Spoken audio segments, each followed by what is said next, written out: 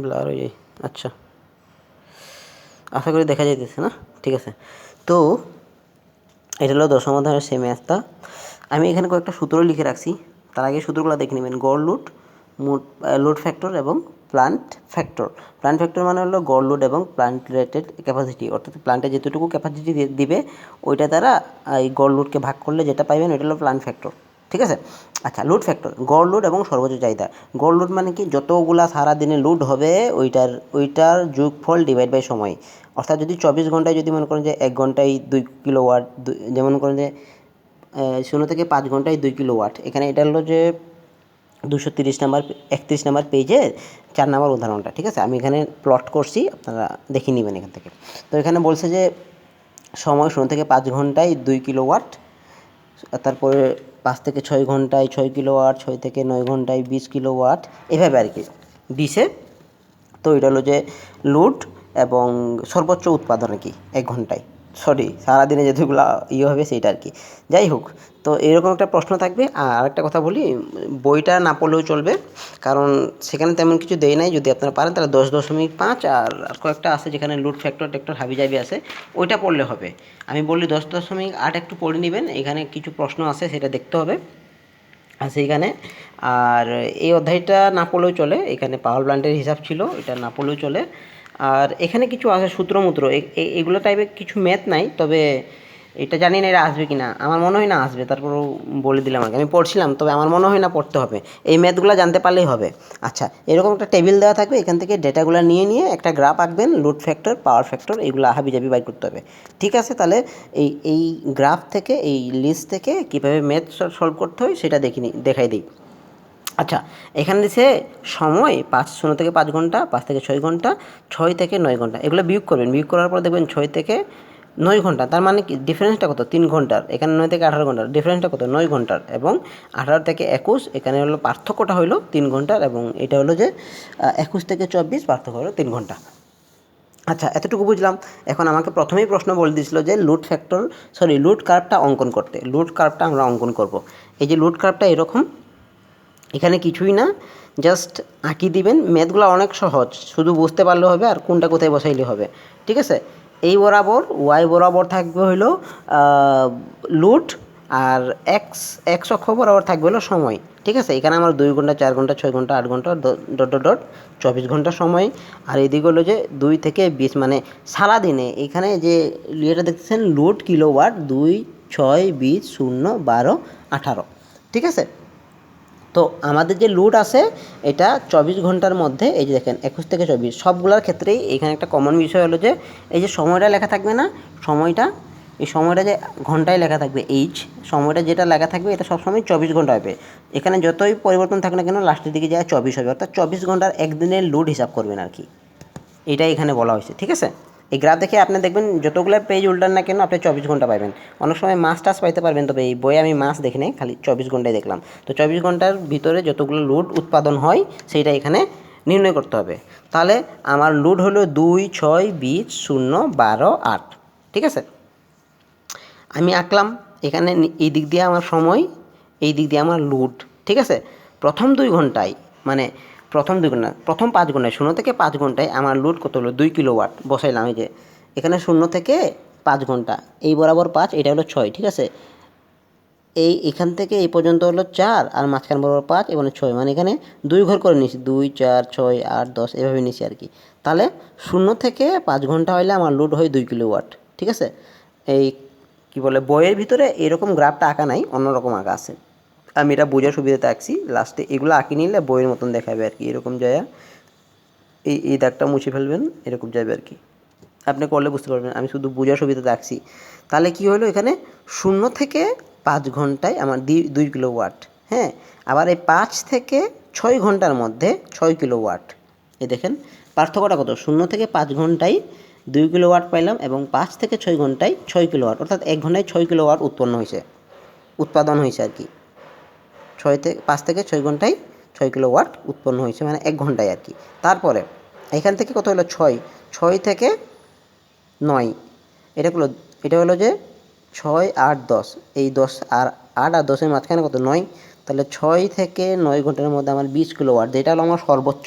ঠিক আছে, এখানে সর্বোচ্চ বুঝলাম কেমনে, কারণ দেখেন এখানে 8, 12, 0, 20, 6, 2, এই জিনিসটা যদি আপনি বুঝতে পারেন তাহলে আপনি পুরো ম্যাথটাই করতে পারবেন, আর কিছুই লাগবে না।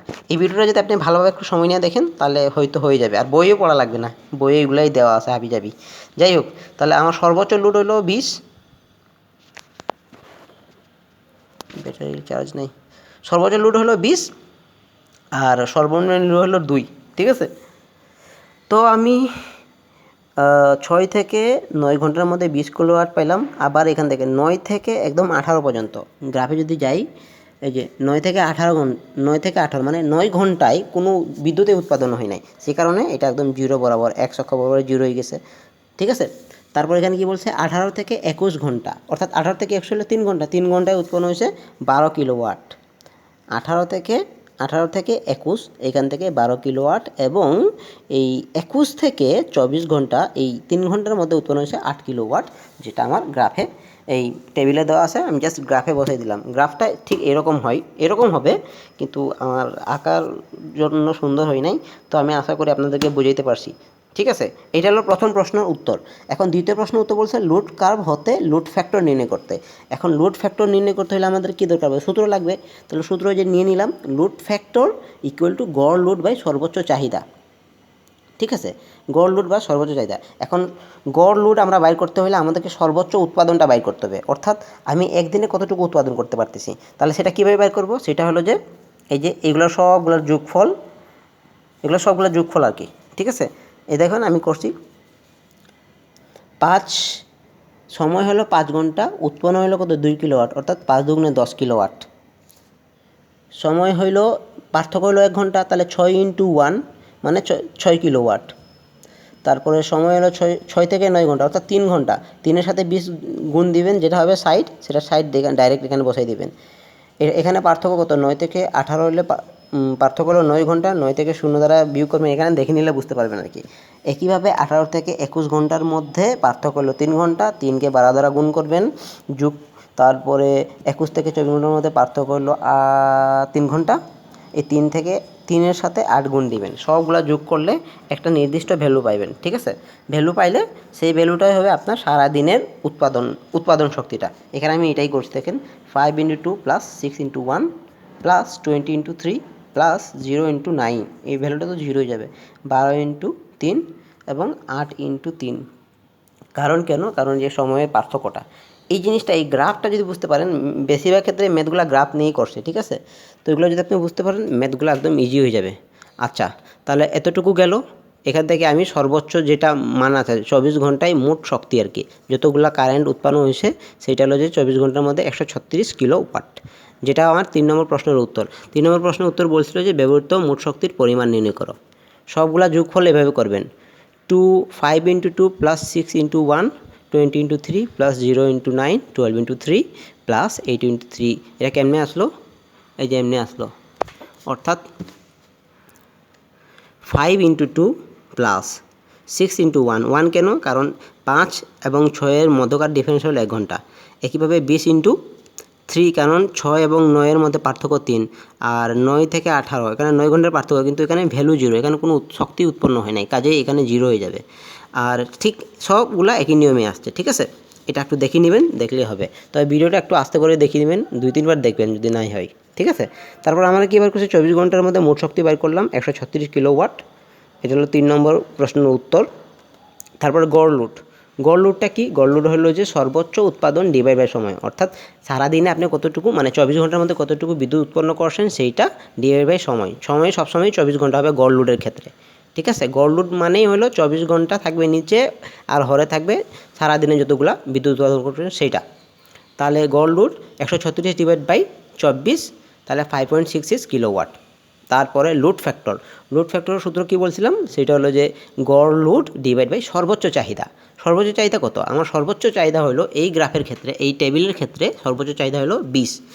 এখানে যতগুলো আছে সবচেয়ে বড় মানটাই হলো 20, অর্থাৎ এই 6 থেকে 9 ঘন্টার মধ্যে, 6 থেকে 9 এই টাইমের মধ্যে যে পার্থক্য 3 ঘন্টা, এই 3 ঘন্টার মধ্যে বিদ্যুৎ উৎপাদন শক্তিটা এতটুকু।